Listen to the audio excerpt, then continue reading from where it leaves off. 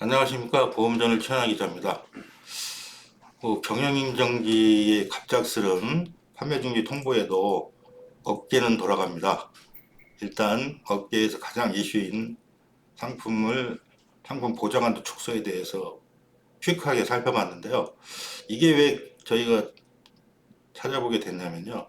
이게 시행 시기가 애매모호해가지고 어디는 1월 초, 어디는 1월 중순, 어디는 2월 이 얘기가 난무합니다. 그래서 그 혼란을 좀 조금 지켜보기 위해서 감안해서 우리가 좀 조사를 미리 해봤습니다. 근데 금감원의 그 적정 가이드라인 1월 2일 행정지도 일이 나왔기 때문에 1월 1일에 보험사들이 일부 담보에 대한 가입한도 축소는 불가피하다는 얘기를 두 군데에서 들었습니다.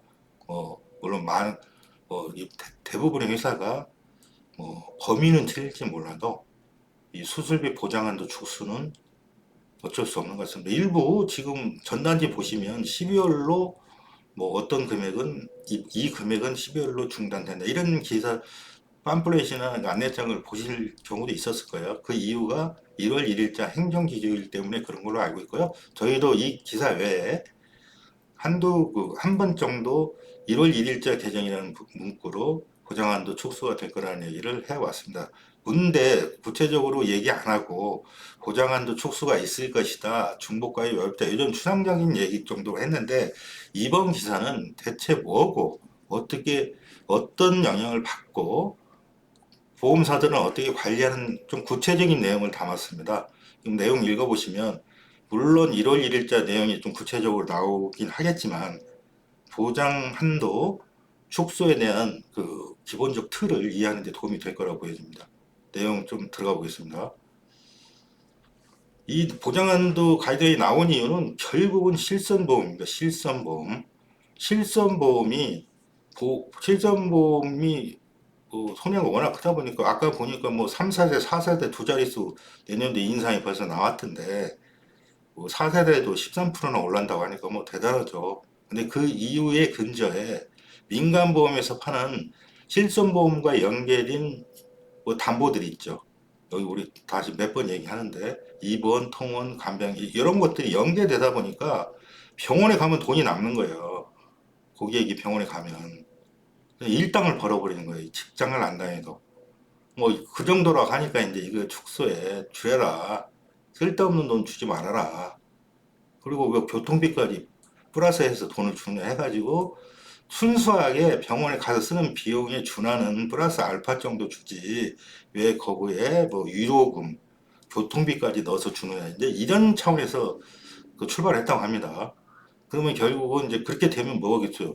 그 비용을 빼면 보장 한도가 줄겠죠. 근데 이제 보장 한도가 주는 선에서 그치는 게 아니고 이게 이제 한 개만 들은 게 아니고 뭐 수십 개 들은 사람도 수십 개는 없겠지만 뭐 있을 수도 있지만 뭐 그렇게 드무니까 뭐 한두 개, 두세 개 뭐 필요 없는 거 동일 담보를 이번 일당을 뭐 세네 개 드는 사람도 있죠.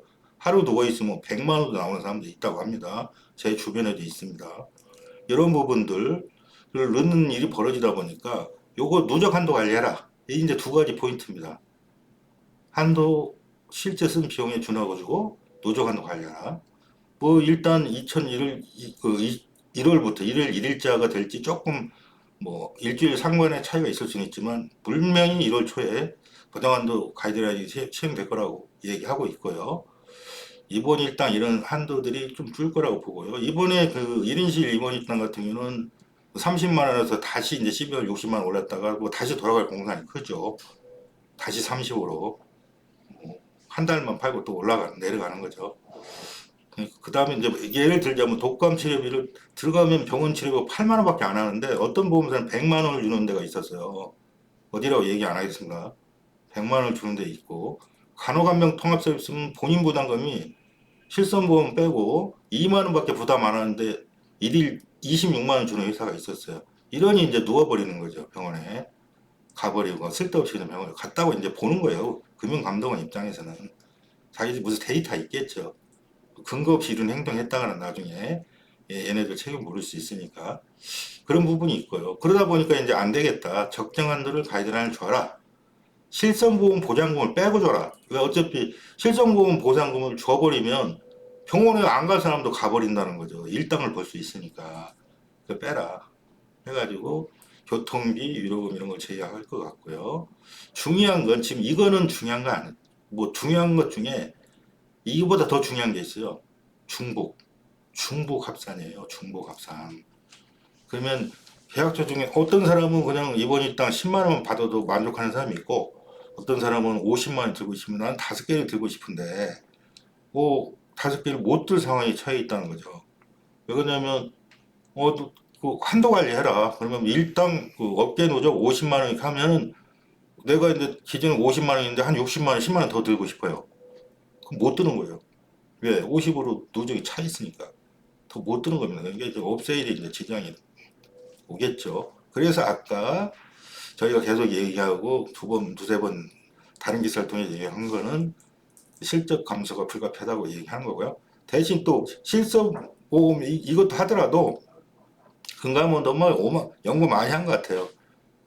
그것도 하고 누적 관리도 하고 여기서 또 실손 의료비 가입자는 또 이게 또 악용할 수 있으니 미가입자보다 70%로 설령 중복 가입 가능하다 하더라도 70% 이내로 제한하라. 또 여기까지 또 얘기를 하고 있습니다. 다음 환장을 오르십니다. 그 다음에 그 지금 다 이게 아까 말했죠. 지금 보장 한도가 실제 평균 비용에 준하게 한도를 줄이고 두 번째는 동일 합산 업계 합산 관리하라고 했죠. 업사 합산 관리를 어떻게 할까 해서 처음에는 근데 몰랐어요. 이게 뭐 업계 합산을 어떻게 하자 했더니 이제 우리 요즘 많이 들어봤던 신정원 자료를 이용해서 요즘 데이터 제공되잖아요. 그리고 이제 손볼 같은 경우는 담보가 막 다 동일 담보 딱딱 끊어지게 돼 있어서 이게 누적이 더 쉽답니다. 이게 딱딱 끊어지기가. 이번 일당 이런 거 손보에서는 금방 뭐 누적 한도를 찾아낼 수 있다니까 너무 쪼개놓는 것도 좋은 것 같지는 않습니다. 어쨌든 이 그 합산 기준이 네, 운용으로 해서 이번 일당 뭐 지금 핫한 통원 일당, 암 통원 일당 인기 핫하잖아요. 간병인 사용 일당 이런 것들에 대한 그다음에 수술비 이게 그 실손 의료보험 그 보험료, 갱신보험료 인상분을 커버할 수 있다 그래서 우리 뭐 많이 팔았는데 뭐 그게 좀 지장을 받을 것 같아요. 그리고 중복 가입자는 이제 더 이상 가입하기 어려울지도 모르겠습니다. 그래가지고 만약에 이제 그런 거에 가입하고 싶다면 이제 어떤 이제 이게 보험사마다 일률적으로 뭐 10만 원, 뭐 50만 원 이게 딱 똑같을 것 같진 않아요. 왜냐하면 손해에 따라서 이게 금감원이 무후자료 지침을 준 게 아니고 적정한 합리적인 손해율을 감안해서 이런 단어를 썼기 때문에 일부 보험사들 간 차이는 존재할 거라고 보여집니다. 일단 어쨌든 내년 1월 1일부터 빠르면 적용될 가장 핫한 이슈라 물론 뭐 더 큰 이슈도 있지만 보장한도 축소 제3보험에 지대한 영향을 미칠 보장한도 축소에 대한 내용입니다. 뭐 일부 며칠 남았으니까 혹여 이번 통원 간병 수술비에 관심 있는 고객들은 며칠 안 남은 기간을 충분히 활용하시는 것도 나쁘지 않을 걸로 보여집니다. 이상입니다. 구독, 좋아요 부탁드립니다.